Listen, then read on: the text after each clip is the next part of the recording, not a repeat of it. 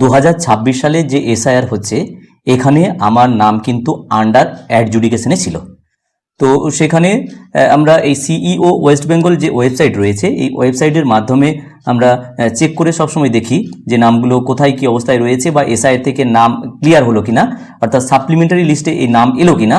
তো এখানে দেখছি 1 2 3 4 করে 14 15 সাপ্লিমেন্টারি যে লিস্ট সেই লিস্ট কিন্তু বের হয়েছে, তার ডিলিশন অর্থাৎ ডিলিট করা হয়েছে কিনা সেই লিস্টও বেরিয়েছে। তো আমার নাম যেহেতু ফাইনাল রোলে ওঠেনি, অ্যাডজুডিকেশন অবস্থায় ছিল, আমার নাম কিন্তু পরে দেখেছি 11 নম্বর যে সাপ্লিমেন্টারি লিস্ট এসছে সেই সাপ্লিমেন্টারি লিস্টে কিন্তু আমার নাম এসছে।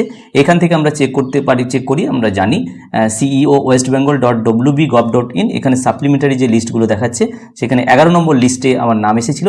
কিন্তু এখন যদি ফাইনাল রোলে নাম যখন ইনক্লুড হবে তখন আমার নাম এবার আসবে কিনা, সাপ্লিমেন্টারি লিস্টে কিন্তু নাম চলে এসেছে, সেখানে কিন্তু দেখেছি ডিলিট হয়নি, কিন্তু ফাইনাল যে প্রিন্ট হবে ভোটের আগে সেখানে আবার নাম আসবে কিনা সেটা আবার চেক করে দেখতে হবে।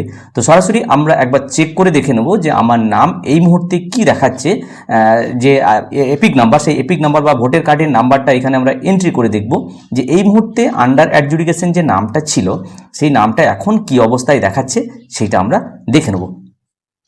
তো তার জন্য আমরা চলে যাব find your name in the electoral roll, অর্থাৎ ভোটার তালিকায় আপনার নাম এই মুহূর্তে কি অবস্থানে রয়েছে সেটা জানার জন্য এই যে ব্লিঙ্ক করছে, যেটা পরপর এদিকে চলে যাচ্ছে যে মেসেজগুলো, এখানে দাঁড় করিয়ে এই যে মেসেজ এইখানটাতে আমরা এই অপশনটাতে যাব find your name in electoral roll.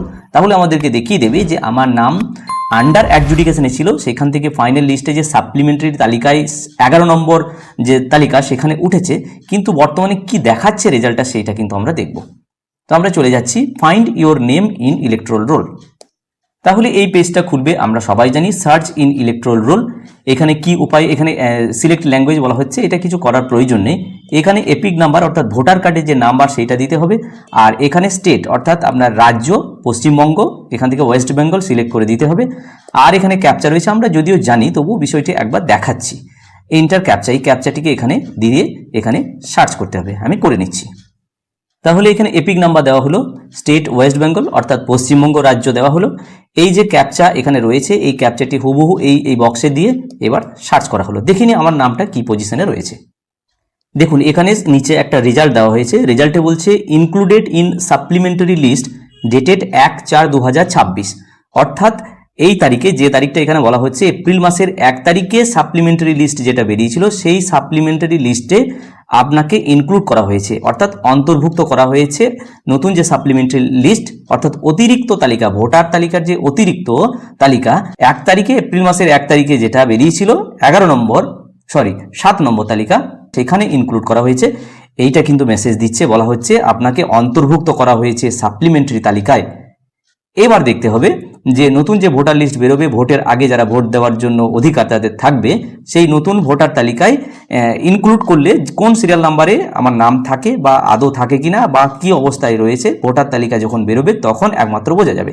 তাহলে এই মুহূর্তে এটা বলা হচ্ছে যে আপনাকে কিন্তু ডিলিটও করা হয়নি, আপনাকে ইনক্লুড করা হয়েছে, আপনার নাম ক্লিয়ার হয়েছে সাপ্লিমেন্টারি তালিকায় যেটা এপ্রিল মাসের 1 তারিখে বেরিয়েছিল। এবার আমাকে অপেক্ষা করতে হবে আসল যে ভোটার তালিকা বেরোবে সেখানে কোন স্থানে আমাকে এই ইনক্লুড করা হয়। ভিডিওটি প্রত্যেককে দেখার জন্য ধন্যবাদ। প্রত্যেকে ভালো থাকুন, সুস্থ থাকুন।